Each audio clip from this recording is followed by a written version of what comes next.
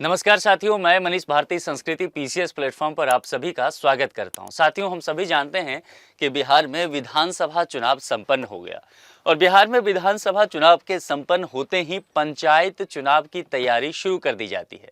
इसमें कोई नई बात नहीं है, ये तो हमेशा ही होता रहा है बिहार में। लेकिन इस बार पंचायत चुनाव दो वजह से काफी चर्चा में है। पहली वजह यह है कि इस बार बिहार में पंचायत चुनाव पहली बार ईवीएम से होगा, यानी कि इलेक्ट्रॉनिक वोटिंग मशीन से करवाई जाएगी। अब ईवीएम का नाम सुनते ही निश्चित तौर पर कुछ बातें तो आपके दिलो दिमाग में कौंध ही गया होगा। जैसा कि हम सभी जानते हैं कि ईवीएम पर लगातार प्रश्न उठते रहे हैं और अभी भी आप देखेंगे पार्लियामेंट सेशन चल रहा है, विंटर सेशन, और उसमें भी वोट चोरी का विपक्ष के द्वारा आरोप लगाया जा रहा है। ईवीएम को कटघरे में खड़ा किया जा रहा है। उसी ईवीएम से अब पंचायत चुनाव चलाने की बात की जा रही है। अभी आएंगे विस्तार से चीजों को लेकर के देखेंगे कि क्या कुछ हो रहा है। दूसरी एक और बात क्या है कि इस बार बिहार में पंचायत चुनाव में आरक्षण के रोस्टर में बदलाव होने जा रहा है। क्योंकि बिहार में पंचायत चुनाव में बहुत सारे सीट ही आरक्षित कर दिए जाते हैं, तो अब इस बार बदलाव की बात जो है वो इलेक्शन कमीशन के द्वारा किया गया है। तो यह भी देखना पड़ेगा कि जो जो सीट पहले आरक्षित था वहां से आरक्षण खत्म हो जाएगा और जहां पर पिछले समय आरक्षित सीट नहीं रहे हैं वो सब आरक्षित होंगे। तो दिलचस्प होने वाला है इस बार का पंचायत चुनाव बिहार का। चलिए विस्तार से इन चीजों को देखते हैं, दोनों ही बातों को समझने की कोशिश करते हैं। क्योंकि पंचायत एक ऐसी व्यवस्था मानी जाती है जो लोकतंत्र का आधार है। यानी कि भारत की लोकतंत्र की जब बात की जाती है तो उसकी आत्मा पंचायत में ही है। गांधी जी, राष्ट्रपिता हमारे, वह भी पंचायत स्तर को लेकर के काफी बातें किया करते थे कि पंचायत को ही मजबूत किया जाएगा, स्वशासन की बात तभी हो पाएगी, है ना। लोग अपने कुछ निर्णय अपने ही आधार पर ले ले। अगर बिहार के मान लीजिए भागलपुर डिस्ट्रिक्ट के किसी पंचायत में स्ट्रीट लाइट लगवानी हो, नाले बनवाने हो, तो इसके लिए पटना या दिल्ली ना आना पड़े उसको, वो पंचायत स्तर पर ही आपस में बात करके अपने जो बुनियादी कार्य हैं उसको पूरा करा सके। तो यही तो स्वशासन है, अपना शासन खुद के द्वारा किया जाना। लोकतंत्र का सबसे मजबूत आधार पंचायत को इसीलिए कहा जाता है।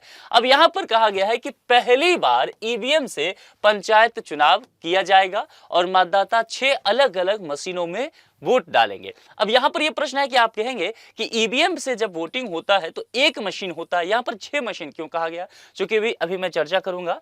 पंचायत में क्या होता है कि अलग अलग पद के लिए एक साथ वोटिंग होता है। जैसे बिहार के, अगर जिसको ग्राम प्रधान कहते हैं, बिहार में मुखिया कहा जाता है, तो मुखिया का चुनाव जो होगा वह भी आप एक ईवीएम रहेगा। जो आपके पंचायत में कौन मुखिया के उम्मीदवार हुए हैं उनको आप वोट डालेंगे। सरपंच एक अलग होता है, इसके अलावा जिला परिषद, वार्ड कमिश्नर, ये सारे 6 पद होते हैं। इस 6 पद के लिए अलग अलग मशीन लगा दिया जाएगा, उसमें वोट डालना है। चलिए विस्तार से समझते हैं। बिहार में विधानसभा के बाद अब पंचायत चुनाव की सुगबुगाहट तेज हुई है। 2026 में राज्य की पंचायत राज संस्थाओं के चुनाव होने वाला है। 2026 के लास्ट तक देख सकते हैं, यानी कि शुरुआत तो अब हो ही गया है। यह चुनाव इस बार कई बदलाव का साक्षी बनेगा। पंचायत चुनाव में पहली बार इलेक्ट्रॉनिक वोटिंग मशीन यानी कि ईवीएम का इस्तेमाल किया जाएगा। इसकी तैयारी राज्य चुनाव आयोग की ओर से शुरू भी कर दी गई है। यानी कि पूरी तरह से मूड में इस बार राज्य चुनाव आयोग है कि ईवीएम मशीन को प्रयोग में लाया जाए। प्रशासनिक सूत्रों के मुताबिक पंचायत चुनाव में मल्टी पोस्ट ईवीएम लगेगी। मल्टी पोस्ट ईवीएम, वही मैंने कहा कि जो 6 अलग अलग पोस्ट हैं सबके लिए अलग अलग ईवीएम मशीन लगाई जाएगी। इसमें सीयू यानी कंट्रोल यूनिट तो एक ही होगी, लेकिन बैलेट यूनिट 6 होगी। अभी मैं बताऊंगा क्या है। मतदाता वार्ड सदस्य से लेकर मुखिया, सरपंच से अलग अलग पदों को एक साथ जो है अलग अलग ईवीएम में वोट डालेंगे। अब यहां पर जरा सा समझ लीजिए इन चीजों को, यहीं पर बता देता हूं, पिक्चर है। देखिए ये वाला जो है ये हो गया ईवीएम जिस पर उम्मीदवारों के नाम वगैरह है, ठीक है। यह हो गया क्या? VVPAT, VVPAT. और एक साथियों इसी में कनेक्टेड होता है, उसको बोलते हैं, एक और डब्बा लगा दीजिए यहां पर, इस डब्बा को बोलते हैं सीयू यानी कि कंट्रोल यूनिट, कंट्रोल यूनिट, ठीक है। अब ये क्या होता है, ये इससे ये सब, अच्छा ये वाईफाई या इंटरनेट से नहीं जुड़ा होता है, केबल से, ये जो तार है ना वायर, इससे जुड़ा होता है। इसीलिए इसको हैक करने की जो बात की जाती है वो पॉसिबल नहीं है क्योंकि इंटरनेट है ही नहीं। अब यहां पर समझिए, तो ये क्या होता है, ये कंट्रोल यूनिट एक ही होगा, ये कहा गया। इलेक्ट्रॉनिक वोटिंग मशीन ये पहला, ऐसा ही एक और मशीन होगा, ये दूसरा, ऐसे करके 6 मशीन होगा, ठीक है। लेकिन इस सब का कंट्रोल यूनिट एक ही रखा जाएगा। ये कंट्रोल यूनिट वहां जो अधिकारी होते हैं उनके पास होता है, वो देखते हैं कि कोई गड़बड़ी तो नहीं हो रहा है, वो कुछ होगा तो इसमें सिग्नल आएगा, ठीक है, यहां से पता चल जाएगा।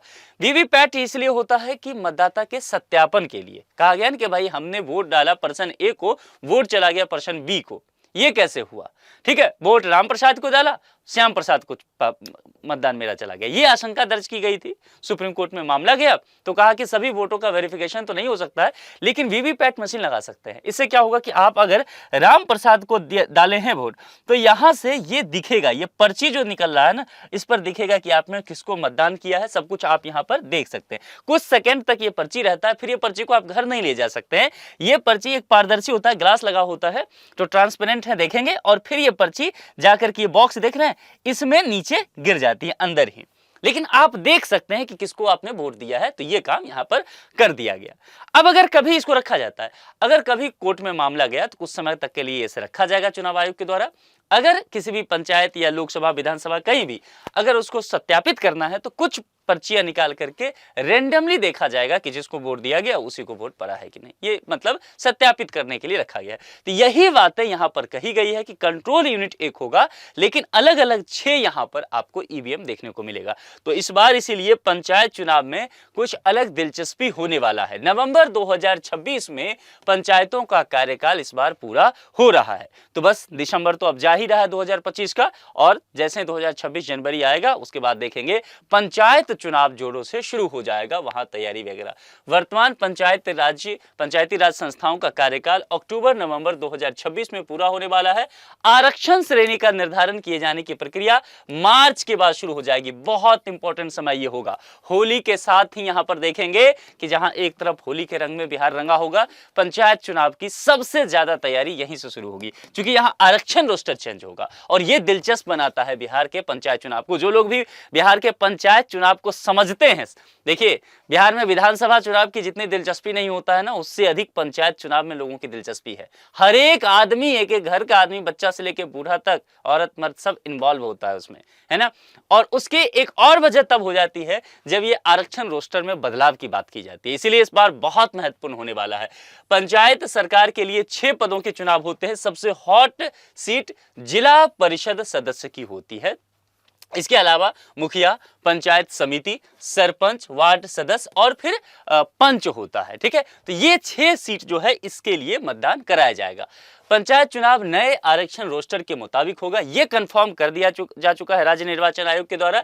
इसको लेकर नए सिरे से पंचायतों का परिसीमन और आरक्षण रोस्टर निर्धारित होगा। तो 2 चीजें, पंचायत का परिसीमन भी होगा, कुछ गांव कटेंगे, कुछ गांव हटेंगे, नए नए पंचायत जो है उसमें जुड़ते जाएंगे, तो ये परिसीमन की बात यहां पर इस बार कर दी गई है। और आरक्षण रोस्टर का भी निर्धारण उसके बाद किया जाएगा। ऐसे में वर्तमान में 6 पद जिला परिषद, मुखिया, पंचायत समिति, सरपंच, पंच और वार्ड सदस्य के लिए आरक्षित सीटों में भी बदलाव हो जाएगा। पंचायत चुनाव में 2 टर्म के बाद आरक्षित सीटों की जो श्रेणी होता है सीट का, उसमें बदलाव का प्रावधान है। 2 टर्म का कहने का तात्पर्य हो गया, 1 टर्म 5 साल का होता है तो 2 टर्म आपका हो गया 10 साल का। तो प्रत्येक 10 साल पे ये आरक्षण रोस्टर में बदलाव हो जाता है। इसी नियम के अनुसार आगामी पंचायत चुनाव में बदलाव होंगे। पंचायतों की आरक्षित सीट में बदलाव होने पर कई पंचायत प्रतिनिधियों को स्थान बदलना पड़ सकता है। 2 चीजें हो सकता है, या तो आप दूसरे पंचायत में जाके लड़िए, स्थान बदलिए, या फिर आप चुनाव लड़ ही नहीं सकते। अगर आप जिस जगह पर आरक्षित हो गया और आप उस आरक्षित श्रेणी से नहीं आते हैं, उस कास्ट से नहीं आते हैं, तो आप इस बार पंचायत चुनाव नहीं लड़ सकते। कम से कम 2 टर्म आप अपने पंचायत से फिर नहीं लड़ पाएंगे, या तो फिर आप सीट बदल लीजिए, दूसरे पंचायत में जाकर लड़िए। पंचायत सरकार में त्रिस्तरीय प्रतिनिधि का काफी महत्व है। त्रिस्तरीय पदों में देखें मुखिया, पंचायत समिति और वार्ड सदस्य को रखा गया है। सबसे महत्वपूर्ण चीजें यही होता है, जबकि ग्राम कचहरी के लिए सरपंच और वहां पर पंच रखा जाता है। जिला स्तर पर देखा जाए तो जिला परिषद काम करता है, जो सबसे महत्वपूर्ण पद यहाँ पर जिला परिषद के हिसाब से यह माना जाता है। और अगर ग्राम पंचायत में देखेंगे तो मुखिया का और ग्राम कचहरी में सरपंच का होता है। गांव एवं पंचायतों के विकास की पूरी जिम्मेदारी, रणनीति अगर देखेंगे धरातल पर कैसी उतारी जाए, वो इन्हीं के जिम्मे ये सारी चीजें दी जाती है। तो साथियों, इस बार का बिहार पंचायत अब शुरू होने वाला है। मार्च के बाद परिसीमन की बात की जाएगी, आरक्षण के रोस्टर में बदलाव आएगा, ईवीएम मशीन से तैयारी शुरू कराई जाएगी, बहुत बड़े स्तर पर ईवीएम मशीन लगाया जाएगा, क्योंकि हर पंचायत में 6 सीट के लिए मतलब 6 अलग अलग पद के लिए मतदान होना है, तो बहुत बड़े स्तर पर इस बार राज्य निर्वाचन आयोग को तैयारी करनी होगी। और जो इस मतलब अभी भी देखेंगे, जैसा मैंने कहा कि पार्लियामेंट के अंदर जो है इस बात को लेकर के विवाद चल ही रहा है कि ईवीएम के मशीन से हटा करके बैलेट मशीन से चुनाव, बैलेट पेपर से चुनाव कराया जाए। ये सारी बातें फिर अब पंचायत चुनाव में भी देखने को मिलेगा।